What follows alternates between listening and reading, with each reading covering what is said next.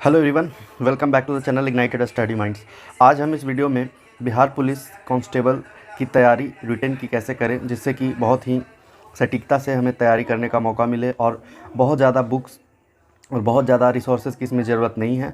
आपको जैसा कि आप previous year question Bihar police के देखते होंगे तो उसमें आपको कुछ नहीं समझ में आता होगा कि क्वेश्चन कहाँ से पूछे जाते हैं, किस बुक से पूछे जाते हैं।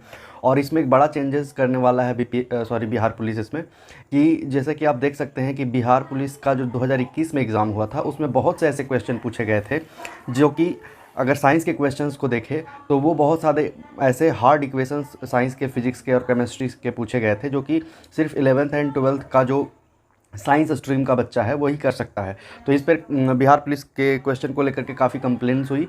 तो इस बार से बिहार पुलिस क्या करेगा कि संभावना ये है कि इस बार का जो बिहार पुलिस का एग्ज़ाम होगा उसमें अप टू 10 लेवल के ही सारे क्वेश्चन पूछे जाएंगे। तो जैसा कि आप देख सकते हैं कि बीपीएससी में क्या है, किस तरीके से तैयारी करना है, मैंने सारा इस फॉर्मेट में आपको तैयार करके रख लिया है और बारी बारी से देखेंगे किस सब्जेक्ट को कहाँ से पढ़ना है, कितने क्वेश्चंस आते हैं, सारी बातों को देखते हैं। तो चलिए सबसे पहले देख लेते हैं कि इसके एग्जाम फॉर्मेट क्या है। तो यहाँ पे देखिए टोटल नंबर ऑफ क्वेश्चन जो बिहार पुलिस में पूछे जाते हैं वो 100 होते हैं, यानी कि 100 क्वेश्चन पूछे जाते हैं और टोटल मार्क्स होते हैं वो 100 होते हैं, यानी कि एक क्वेश्चन के लिए 1 मार्क्स। और यहाँ पे जो टाइमिंग होता है दोस्तों वो 2 घंटे का दिया जाता है। अब सबसे पहले देख लेते हैं कि तैयारी कैसे करें।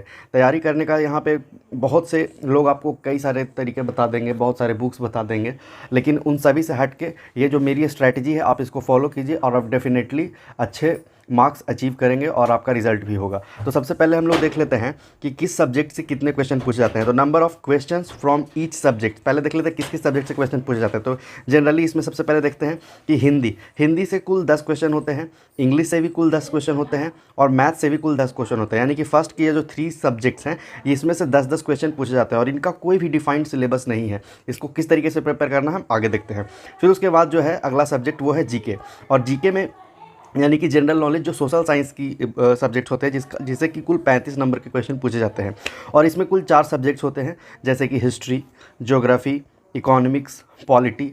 तो इसमें देखिए हिस्ट्री से 10 क्वेश्चन पूछे जाएंगे, ज्योग्राफी से यहाँ पे वेटेज थोड़ा कम रहता है, 5 क्वेश्चन रहता है, इकोनॉमिक्स के क्वेश्चन इसमें अच्छे खासे होते हैं, 10 क्वेश्चन रहेगा, और पॉलिटी के भी तकरीबन आपको 10 क्वेश्चन मिल जाएंगे। और इसमें 2, 4, 5 अगर उनका मूड हुआ तो वो करंट अफेयर भी डाल सकते हैं, इसी सेक्शन में रहेगा। और यहाँ पर इन सभी से मिला करके टोटल 35 क्वेश्चन आपसे पूछे जाएंगे। फिर अगला है हमारे पास जनरल साइंस, और जनरल साइंस के यहाँ पे 35 क्वेश्चन यहाँ पे भी पूछे जाएंगे। और जनरल साइंस में भी 3 सब्जेक्ट होते हैं जो कि सबसे पहला है फिजिक्स, दूसरा है केमिस्ट्री और तीसरा है बायो। और फिजिक्स से 12 क्वेश्चन, 10 से 12 क्वेश्चन पूछे जाएंगे, केमिस्ट्री से थोड़े क्वेश्चन कम होते हैं और बायो से थोड़ा क्वेश्चन ज़्यादा होता है। तो कुल मिलाकर के इस तरीके से साइंस का भी जो सेक्शन है जनरल साइंस का उससे भी आपको 35 क्वेश्चन मिलेंगे। अब चलिए बारी बारी से देख लेते हैं कि किस सब्जेक्ट को हमें कहाँ से किस तरीके से पढ़ना है। सबसे पहले बात करें हम हिंदी की, तो हिंदी में क्या करना है कि जैसा प्रीवियस ईयर क्वेश्चन को देखते हुए मैंने ये स्ट्रैटेजी तैयार की है। बहुत अच्छे से बारीकी से सारे प्रीवियस ईयर क्वेश्चन को देखा है और उसके बाद जो भी न्यूज़ है और उसमें क्या चेंजेस इस बार बीपीएससी के क्वेश्चन में हो सकता है उसके अकॉर्डिंग मैंने एक सटीक यहाँ पे स्ट्रैटेजी तैयार की है, जिससे कि आप इस स्ट्रैटेजी को देखें और प्रीवियस ईयर क्वेश्चन को देखें, उसके बाद आपको समझ में आने लगेगा कि क्या मैं सही बोल रहा हूँ या नहीं। सबसे पहले आप देखिए जितने भी प्रीवियस ईयर क्वेश्चन उसमें क्या कई बार नाटक से पूछेगा कि ये किसका नाटक है, ये किसका उपन्यास है, या ये किसकी कविता है, या इन कविताओं में से किस कविता किस रचनाकार का। तो आपको क्या करना है कि हिंदी साहित्य पे गूगल पे सर्च करना है, जितने भी नाटक हैं, जितने भी उपन्यास हैं, जितनी भी कविताएं हैं और जितनी कहानियां हैं उन सबको निकाल लेना है और उनके रचनाकार कौन थे, यानी कि उनके लेखक कौन है, कवि कौन है, उन सभी को आपको गूगल से निकाल करके लिख लेना है और बस उसे रट जाना है कि कौन सा उपन्यास, कौन सा नाटक किस रचनाकार या किस लेखक के द्वारा लिखा गया था या किस कवि के द्वारा कौन सी कविता लिखी गई थी। सबसे ज़्यादा हिंदी में यही क्वेश्चन पूछे जाएंगे आपसे। और उसके बाद हो सके तो तत्सम, तद्भव, कारक, क्रिया जैसे जो कुछ जो थोड़े जिसे क्वेश्चन बनते हैं इन सभी एग्ज़ाम्स में, उस तरीके के चैप्टर्स को आप पढ़ लें। साथ ही मुहावरे और विलोम शब्द और इस तरीके के पर्यायवाची शब्द भी आप देख सकते हैं। तो ये हो गया हिंदी के लिए। देखिए फिर है आपके पास इंग्लिश। तो इंग्लिश में क्या है कि इंग्लिश में क्वेश्चन पूछे जाएंगे आपसे 10 और इसका कोई सिलेबस है नहीं। और इसमें आप क्या कर सकते हैं, तो अगर आपकी इंग्लिश अच्छी है तो ठीक बात है, इंग्लिश आपकी बुरी है कोई बात नहीं, आप सिर्फ और सिर्फ सेट प्रैक्टिस करेंगे और उसके अकॉर्डिंग धीरे धीरे आपको समझ में आने लगेगा कि किस तरीके का इंग्लिश और कितना इंग्लिश पूछा जाता है।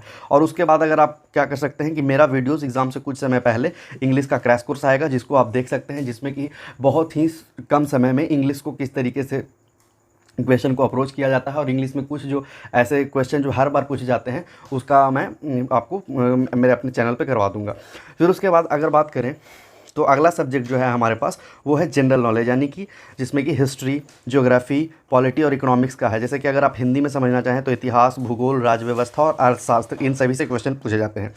तो इन सभी को किस तरीके से पढ़ना है, तो आपको कुछ नहीं करना है, इन सभी को एनसीईआरटी की जो बुक होती है, सॉरी यहाँ पे 8 लिखा गया नहीं, 9th और 10th की जो एनसीईआरटी की बुक होगी उससे इन सभी सब्जेक्ट्स को पढ़ें। जैसे हिस्ट्री पढ़ना है तो एनसीईआरटी की जो हिस्ट्री की 9th और 10th की बुक होगी, क्योंकि हिस्ट्री में अगर आप देखेंगे तो हिस्ट्री में जो सबसे ज़्यादा क्वेश्चन पूछे जाएंगे वो मिनिमम विश्व इतिहास से क्वेश्चन पूछे जाते हैं। तो विश्व इतिहास का जो सेक्शन है वो ज़्यादातर 9th और 10th के बुक में हिस्ट्री के एनसीईआरटी में दिया गया है। साथ ही मेडिवल हिस्ट्री के भी क्वेश्चन होते हैं और कुछ इंडियन हिस्ट्री के भी क्वेश्चन होते हैं, तो उसको किस तरीके से करना है हम आगे देखते हैं।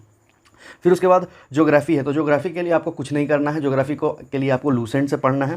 फिर उसके बाद पॉलिटी की बात करें तो पॉलिटी की भी जो 9th और 10th की जो बुक होगी एनसीईआरटी की, आपको उसे पढ़ना है। और इन सभी बुक्स को पढ़ने के साथ साथ मैं क्या करूँगा, अपने चैनल पर इन सभी बुक्स के जो नोट्स होंगे, और अगर आप ये बुक नहीं भी पढ़ना चाहते हैं तो हम हमारे चैनल पर इन सभी बुक्स के जो चैप्टर्स हैं उनके बहुत ही कंबाइंड नोट्स आपको मैं अपने चैनल पर पढ़ाऊँगा। तो आप मेरे चैनल को सब्सक्राइब कर सकते हैं अगर आप ये बुक नहीं पढ़ना चाहते। हाँ, लेकिन यही बात है कि आपको इन्हीं बुक से क्वेश्चन पूछे जाते हैं। फिर है अर्थशास्त्र। अर्थशास्त्र यानी कि इकोनॉमिक्स जो है, इसमें काफ़ी ज़्यादा क्वेश्चन पिछले कुछ समय से पूछा जा रहा है, जिसमें कि आप क्या कर सकते हैं कि क्लास 9th और 10th और साथ ही 11th हो सके तो, और इकोनॉमिक्स के लिए भी मैं अपने चैनल पे वीडियोस लाता रहूँगा। तो कुल मिलाकर के अगर आप देखें तो इन सभी के लिए आप अगर हो सके तो 9th 10th का जितनी भी एनसीईआरटी है इन सभी सब्जेक्ट्स की पढ़ें, और साथ ही लूसेंट बुक का सहारा लें, क्योंकि इन सभी बुक्स को पढ़ने के बाद आपको लूसेंट बुक काफ़ी अच्छे तरीके से आप समझ पाएंगे।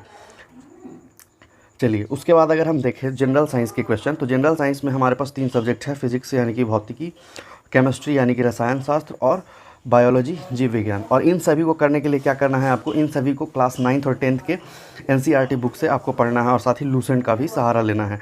तो कुल मिलाकर के आपके पास जो है ये सारी रिसोर्सेज हैं कि किस तरीके से पढ़ना है।